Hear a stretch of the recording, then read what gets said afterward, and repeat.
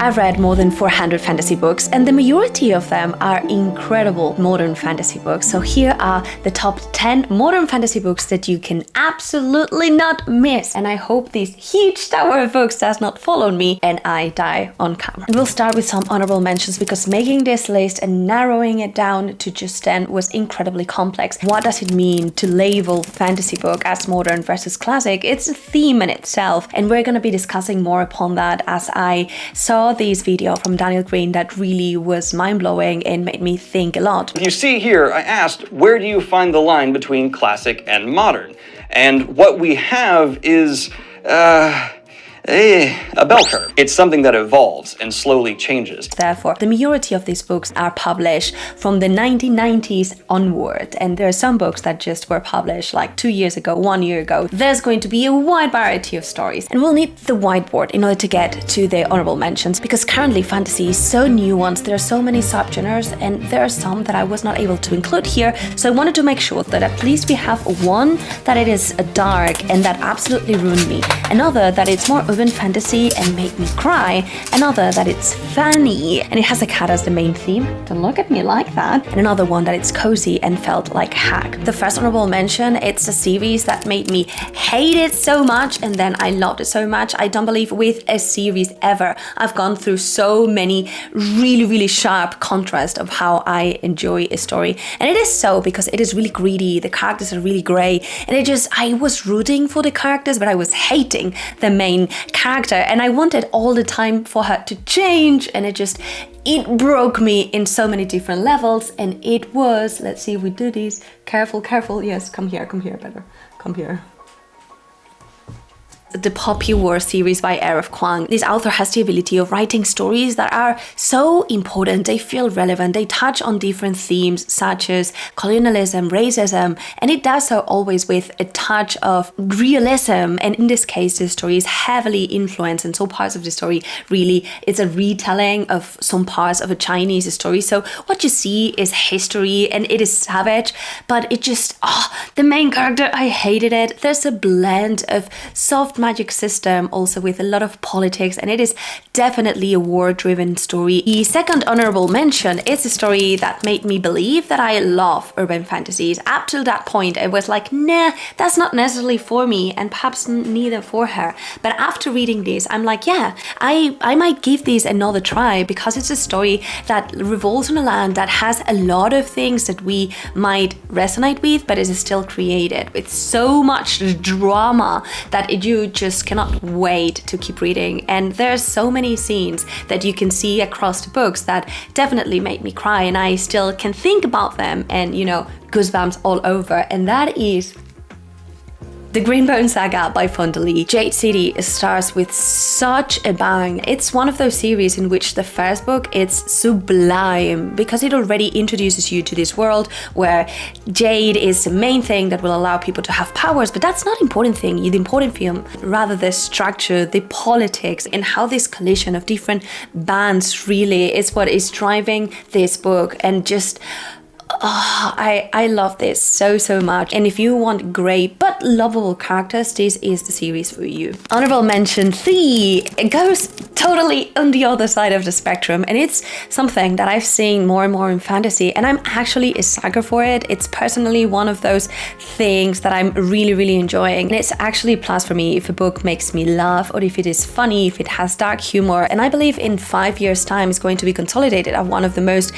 funniest, well-done series of all time. That is Dungeon Crawler Carl. And although I've only read the first book, I was already laughing out loud, and I definitely can see what things are starting to become here. Is this the only funny that I've read? No, I also think that Spiderlight was fantastic by Adrian Tchaikovsky, which also keeps very classic archetypes of fantasy. Also, Kings of the Wild was phenomenal time, but Dungeon Crawler Carl, it was beginning to end hilarious while keeping those very action-packed scenes and also very dark moments in itself. So it was a wild ride. I loved it and I cannot wait to read more of it. And we continue with cozy fantasy, which it's also something that has been emerging not so long ago. And I'm not sure if it is my favorite, but definitely it's the one that created the deeper mark on my heart. That is Legends and Lattes by Travis Baldree. The author says that he wanted something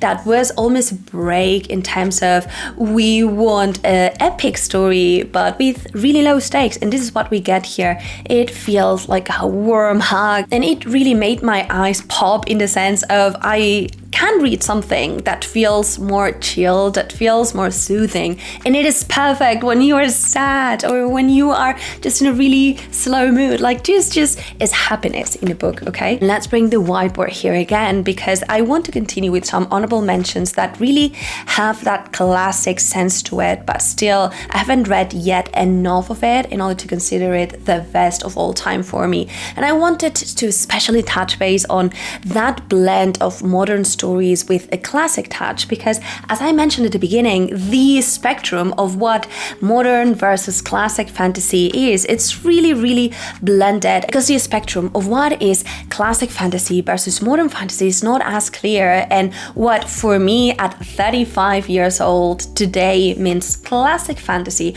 might not be the same to someone that has been reading fantasy for almost 35 years, right? Like that changes. And I'm sure like 20 years from now, perhaps this line of maybe it starts being modern in the 1990s will be changed again, but we still have these books that might read or are labeled usually as being modern but having this classical touch. And I also wanted to have it here for you. Book 5 is going to be slow and also fairly sad. Book 6, it's epic and it has this amazing blend. Book 7 is epic and also it's fairly grim, so be aware of that. In position number 5, this is a story that I know there's a huge world out there to discover. And it's actually one of these authors that might be considered, depending on what you're reading and also the description of what you consider grimdark, a grimdark author. And I know it's not necessarily the series, the one that is portraying that, but it's definitely an author that does not shy away from making realistic and very grey characters and also grim moments, and that is Robin Hobb. And especially I've only read the Ship of Magic, so first book in the Light Ship Traders. I actually read the first book in the 5th series, but I was not super fan of it, and I read it like a long time ago. I'm not sure I'm able to really properly say what the story was about, so I guess I will gonna need to reread again in order to know that. But this story really blew my mind. I really loved it. It was one of my favorite books of last year because it definitely... Oh, are you reflecting? Are you reflecting? One of the trademarks of this author is creating really well fleshed out characters to the point that I was really scared of what I was reading, because they legit felt like real people. And although the pacing, it's really slow, it turns out that it works. It really works for me. It was really character driven and phenomenal. Going into the epic side of it, and a book that has been labeled time and time again as being the perfect blend between classic and modern fantasy, is the story that I've again just read the first one, but I fell in love with it absolutely. It has that good versus evil, which it's kind of like what you might expect from classic fantasy, and that is Malice. So the first book in the Faithful and the Broken series by John Wayne, and it can definitely be dark, but I loved how the different characters were thrown into this world and how they, you know more than they do, and it is so, I know what to do and I want to change things. And last honorable mention here, it's also a story that I am loving, and I've just read the first book. I want to read more, but just it has something that might be one of the best books, if not the best, that I've read this year. Again, that perfect blend between modern and classic, and in this case we have the Bound and the Broken series, so the first book of Blood and Fire by Ryan Cahill. The idea is that you have all of those fantastical creatures that you may see in that classical sense. So you have dragons and you have also, evil characters, and you don't know what is going to happen. But at the same time, you follow these incredibly charming characters, and you cannot help feeling for these teenagers that they are growing up, they're following their own path, and I cannot wait to see what happens to them. I'm not sure if it's going to be a good thing, but... And for the top 10, let's bring the white boy again, because a lot of people is now screaming, what is happening with fantasy? Is it losing its touch? Is classic fantasy dying? And I wanted to touch base on some recommendations that, although they are modern, they keep those classic feelings, and they're usually labeled as that either because the writing style leans more on the slower, more beautifully descriptive side, or because it just has this archetype of warriors. We'll have one book that definitely feels classic, and it is a slow but fantastic a novel that is probably one of the weirdest books that I've read, and it also has that classic touch. And the last one, it's really a debate if it should be here or probably in a classic fantasy books, but I want to discuss this, and it is long. In position number 10, we have a story that I originally discovered here on BookTube thanks to Elliot Brooks, who was pitching this series heavily, and later I also had Patrick talking about this, and I was like, okay, I should read these, and I was really fascinated. We had these different races, and we have this war that it's upcoming, and we don't know what is going to happen. There's this blend of genres which makes it for such a unique book that, again, fantasy, horror, sci-fi, it was phenomenal. And that is the Winnowing Flame series by Jane Williams. This was also weirdly the first book that I heard via audio, and I'm not sure if that was the best idea. So this story, it's wonderful. Narration is not bad. We'll have an elven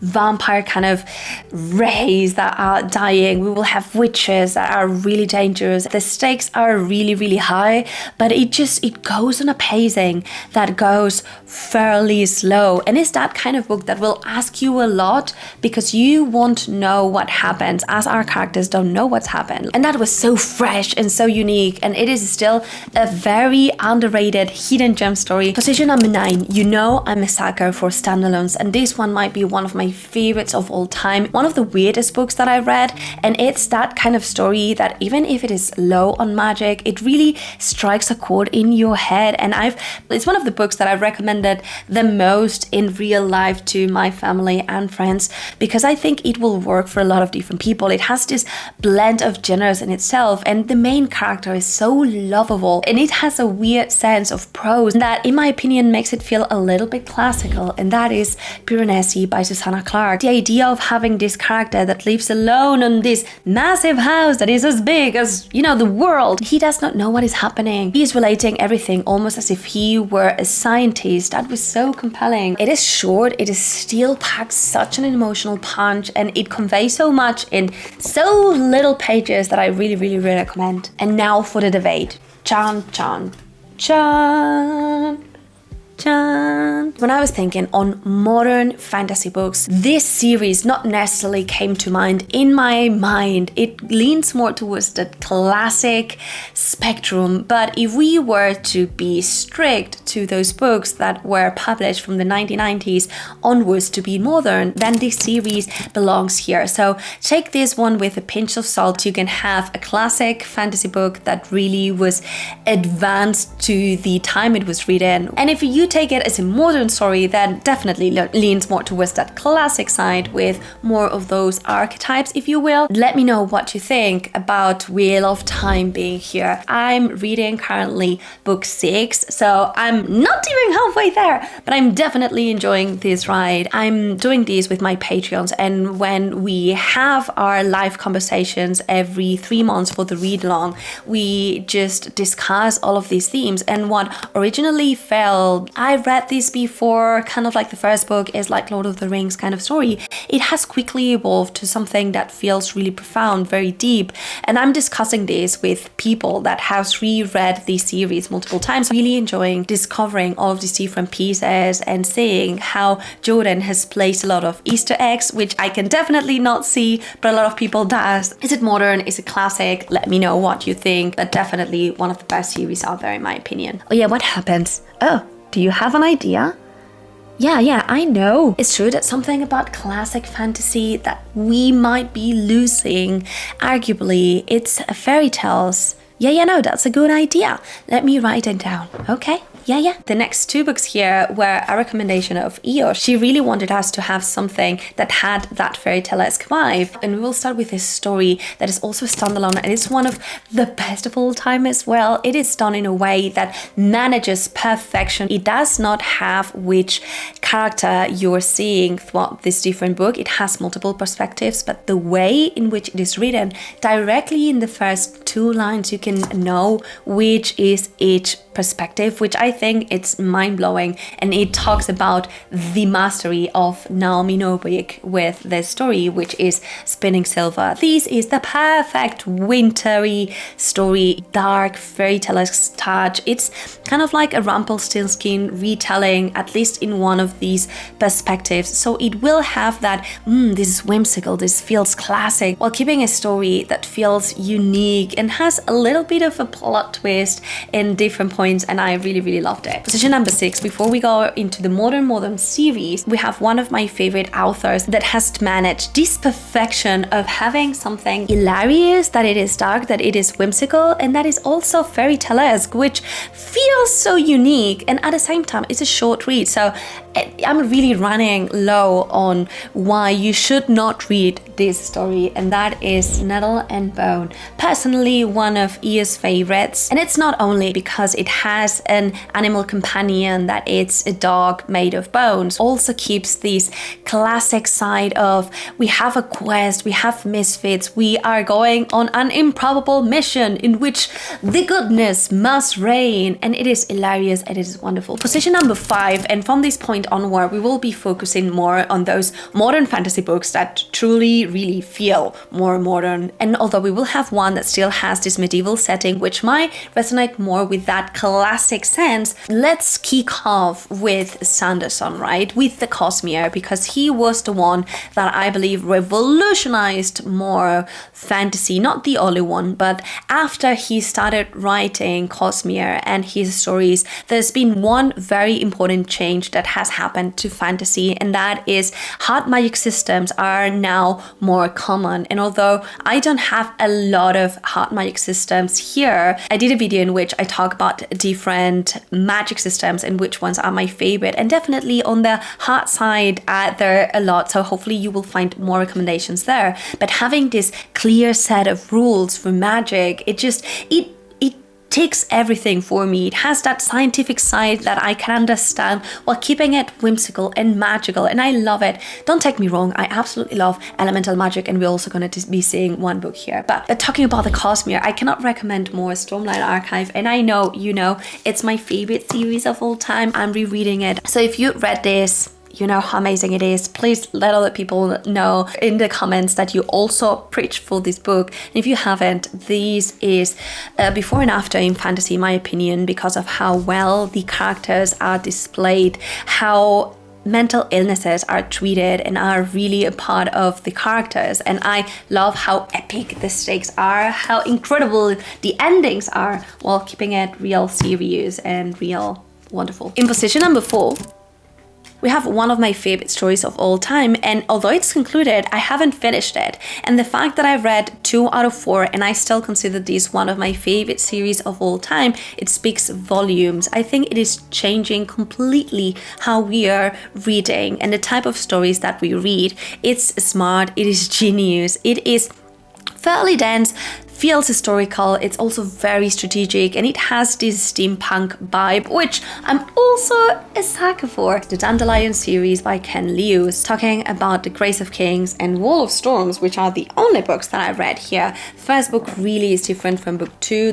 This one has really short chapters. Each one feels like a small history lesson. Meanwhile, book 2 2, it's way more strategic. It allows you to see way more into the psyche of the characters, and it's more character driven, which it has that perfect blend for me. In book 1, it lacked a little bit. It is a story that, although it is gaining a lot of popularity in book 2, is still considered a hidden gem. It is starting to be translated in Spanish as well. So if you are there, if you've seen this, please pick this one up and give it a try, because it's conquering the hearts of a lot of readers, me included. In position number 3, a story that also changed how modern fantasy is understood. Especially, it has created a before and after in terms of great characters, greedy environments, and it is one of the promoters of, she is not a fan of it, but of grim, dark fantasy. I first read this book in 2002. It was recommended by a friend, and she was like,